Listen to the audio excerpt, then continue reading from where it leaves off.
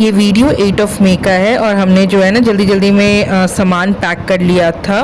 और प्रणव जो है वो हम लोगों को स्टेशन तक छोड़ने जा रहे हैं। ऐसे तो हमारे ऑफिस के तरफ से बस भी जा रही थी दिल्ली तक विद फुल फोर्सेस। और हमारी जो ट्रेन आने वाली थी वंदे भारत, इससे पहले एक वंदे भारत चली थी, स्पेशल वंदे भारत, जो सारे लोग जो जम्मू में फंसे हुए थे, जो भी आर्मी फैमिली एंड वॉटएवर जो भी फंसे हुए थे, उनको ले जाने के लिए सेफली दिल्ली तक। तो ये टिकट जो था वो जीजू ने कर दिया था हमारे एग्जीक्यूटिव में। एंड बहुत अच्छा ये लगा कि दो बच्चों के साथ जर्नी कर रही थी और हमारे आसपास जो भी बैठे हुए थे वो बहुत ही हेल्पफुल थे, काफ़ी हेल्प किए। और जब उनको पता चला कि मेरे हस्बैंड आर्मी में हैं और हम जम्मू से ऐसे आ रहे इस हालात में, तो किसी ने चाय बनाकर दे दिया, किसी ने अथर्व को थोड़ा संभाला, मैनेज किया, किसी ने यथार्थ को मैनेज किया, तब तक मैं खा रही थी। किसी ने बैग भी मेरा, जब मैं ट्रेन में बैठी थी ना, तो लगेज है वो लगेज भी ऊपर चढ़ा दिया गया था। मीन्स इतना ज़्यादा हेल्प किया लोगों ने कि मुझे बहुत अच्छा लगा कि लोग इतना इज्जत करते हैं। ट्रेन में हम सेफली उतर गए थे। हमारा सामान जो है लगेज, वो एक भैया थे वो उतार दिए थे, वो भी हमारे साथ ही ट्रैवल कर रहे थे दिल्ली तक। और फिर दीदी और जीजू तो आ ही गए थे स्टेशन तक और वो हमको रिसीव कर लिए थे।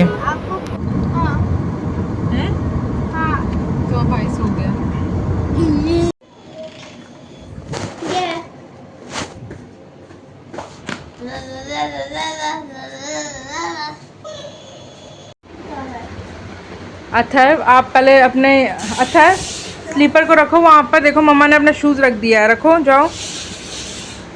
मासी ने क्या बोला, रख के आओ, जाओ।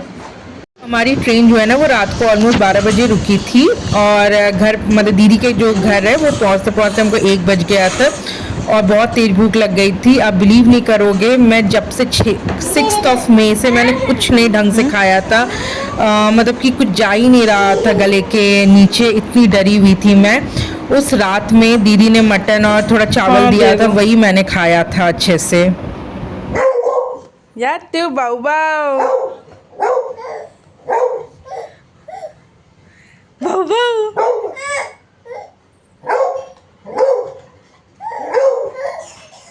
हो बाऊ बाऊ।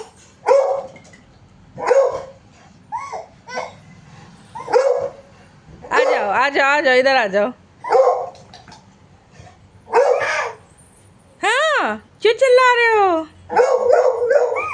वाह बेरा, ऐसे स्ट्रीट डॉग ऐसे ही करता है।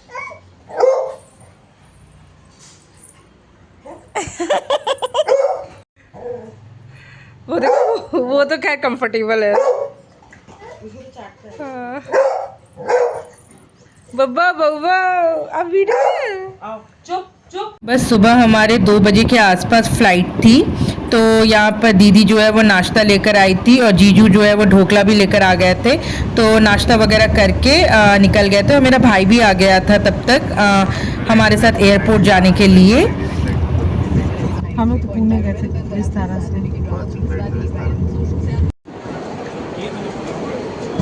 दिल्ली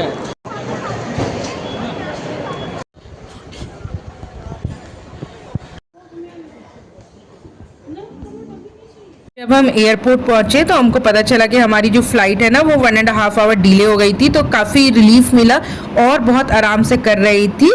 और जो दिल्ली का जो एयरपोर्ट है वो बहुत बड़ा है, बहुत बड़ा।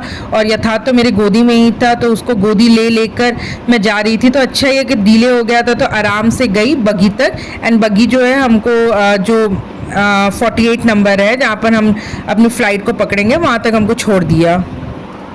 बताओ, तो ट्रैवलिंग करना, अकेले ट्रैवल करना is not a big deal, लेकिन दो छोटे छोटे बच्चों के साथ ट्रैवल करना, ओ माय गॉड। और वो भी यथार्थ जो है वो अभी इतने अच्छे से वॉकिंग करना भी नहीं आता है, तो मैं उसको गोद में ही लेकर सब कुछ की।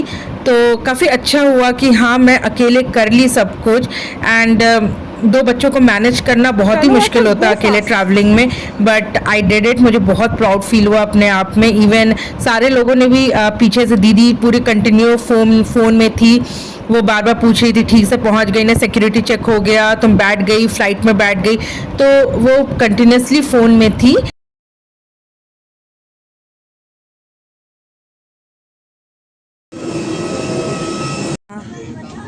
बेटा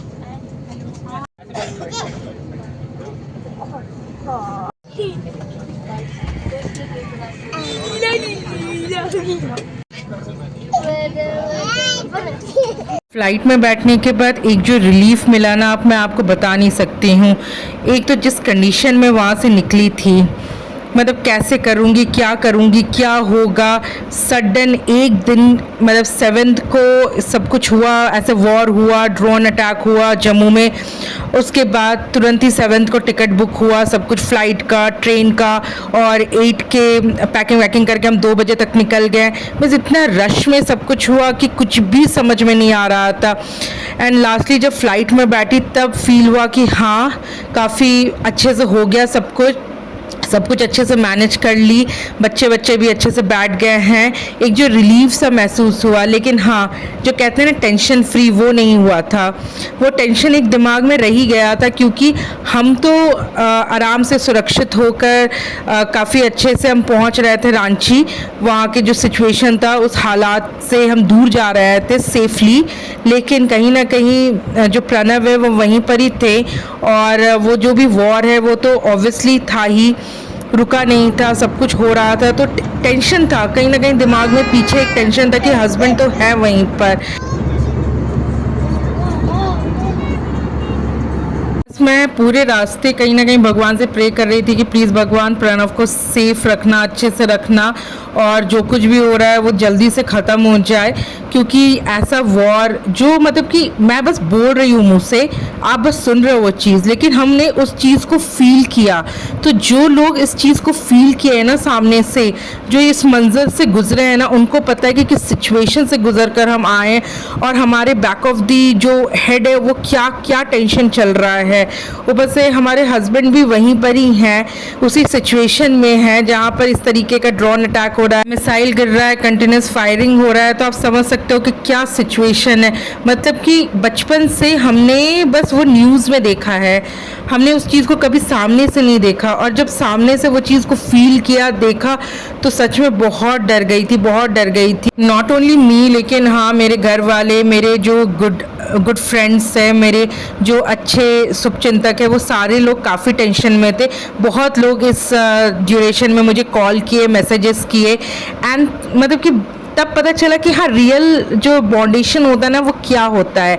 इस सिचुएशन में भी बहुत ऐसे लोग थे जिन्होंने एक बार कॉल करके भी नहीं पूछा कि कैसे हो, कैसे नहीं हो। तो खैर, उस चीज़ का हमें गिला नहीं है।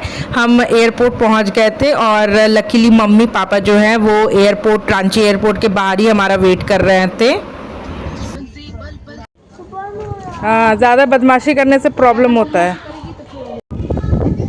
चिप्स इतना लंबा, तारुश भी इतना ही लंबा है क्या मम्मी? तारुश छोटा है, इतना है Tarush. And finally we reached homely. और आप लोगों को ये बताना भी भूल गई थी मैं कि फ्लाइट जब जैसे रांची पहुंचने वाला था, आधा घंटा बाकी था, तभी पता चला कि सीज फायर भी हो गया। तो इससे ज़्यादा और खुशी की क्या बात थी।